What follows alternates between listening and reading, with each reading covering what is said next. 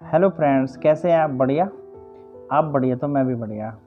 तो फ्रेंड्स, जितने भी शिक्षार्थी हैं, विद्यार्थी हैं, उन सभी के लिए एक मैं बहुत ही सुंदर नैतिक शिक्षा से परिपूर्ण कहानी लेकर आया हूँ।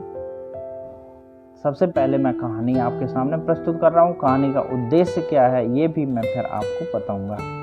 तो कहानी इस प्रकार है। एक मूर्तिकार होता है और वो मूर्तिकार कहीं से दो पत्थर लेकर आता है। मूर्तिकार जब पहले पत्थर को लेता है, उस पर छेनी और हथौड़े से काटना शुरू करता है तो पत्थर बोलता है, मूर्तिकार भाई, मुझे बहुत दर्द हो रहा है। आप मेरे ऊपर छेनी और हथौड़े क्यों चला रहे हैं? आप, मुझे ऐसा लग रहा है, बहुत ही निर्दयी हो।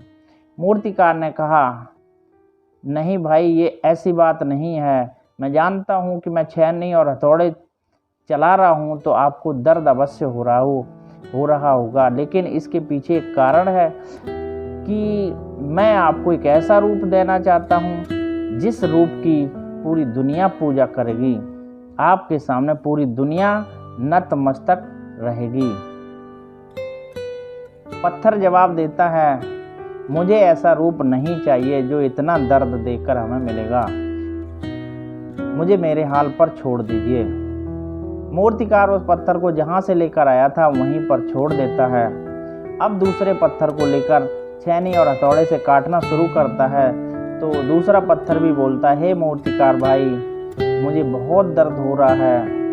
आप मेरे ऊपर छेनी और हथौड़े क्यों चला रहे हैं? मूर्तिकार वही जवाब देता है कि मैं आपको एक ऐसा रूप दूंगा जिस रूप की पूरी दुनिया पूजा करेगी, पूरी दुनिया आपके सामने सर झुकाएगी। तो पत्थर जवाब देता है कि अगर ऐसा रूप मुझे मिल सकता है तो आप जितना चाहे उतना दर्द दें, हम सारा दर्द सहेंगे और मुझे उस रूप की प्रतीक्षा है। मूर्तिकार पत्थर को काटते काटते एक ईश्वर का रूप देता है, भगवान का रूप देता है और उस मूर्ति को सजाकर अपनी दुकान के सामने लगाता है। एक बड़ा ही धनवान व्यक्ति आता है, उस मूर्ति को खरीदता है और मूर्ति को अपनी गाड़ी में रखकर ले जाता है। ले जाने के बाद अपने यहाँ एक मंदिर बनवाता है और मंदिर में मूर्ति की स्थापना कर देता है। जिस दिन से मंदिर में मूर्ति की स्थापना हो जाती है, उस मूर्ति को प्रतिदिन सुबह नहलाया जाता है। पूरे दिन तरह तरह के पकवानों से भोग लगाया जाता है और लोग आते हैं, माथा टेकते हैं। पत्थर बहुत खुश था उस रूप को देखकर और हमेशा प्रसन्न रहता था। एक दिन वही मूर्तिकार उस मंदिर के सामने से गुजरता है तो मंदिर में जाता है और मूर्ति के सामने अपना माथा टेकता है तो मूर्ति जोर जोर से हंसने लगती है। इस पर मूर्तिकार पूछता है, हे ईश्वर, आप इतने सारे लोगों के सामने तो नहीं हंसे, जब मैंने माथा टेका तो आपके हंसने का क्या कारण है?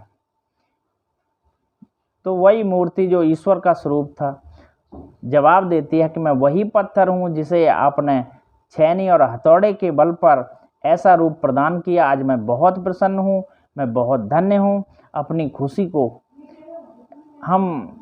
प्रसन्नता को रोक नहीं पाया और हमारे जो हंसने का मेन कारण है यह हमारी खुशी है और मैं आपका बहुत बहुत कृतज्ञ हूँ।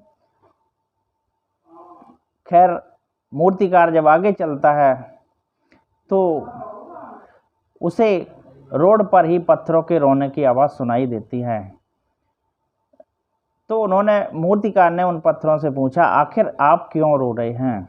उन पत्थरों ने जवाब दिया, मैं उसी पत्थर के टुकड़े हूँ, उसी पत्थर का टुकड़ा हूँ जिस पर आपने हथौड़े और छेनी से वार किया था, लेकिन उन छेनी के वारों को हमने सहन नहीं किया था।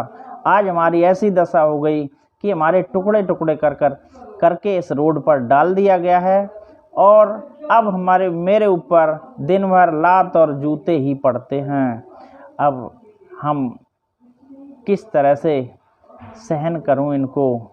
मैं बहुत मेरी बहुत बड़ी भूल हुई है जो उस दिन मैं आपके शिक्षा को नहीं समझ पाया। तो दोस्तों कहानी यहीं पर ख़त्म होती है। कहानी का जो मेन उद्देश्य है कि हमारे जीवन में जो गुरु होते हैं वह मूर्तिकार के रूप में ही होते हैं। हमें गुरु डांटते भी हैं, पीटते भी हैं, लेकिन उनके डांट और पीटने के पीछे एक बहुत बड़ा उद्देश्य होता है।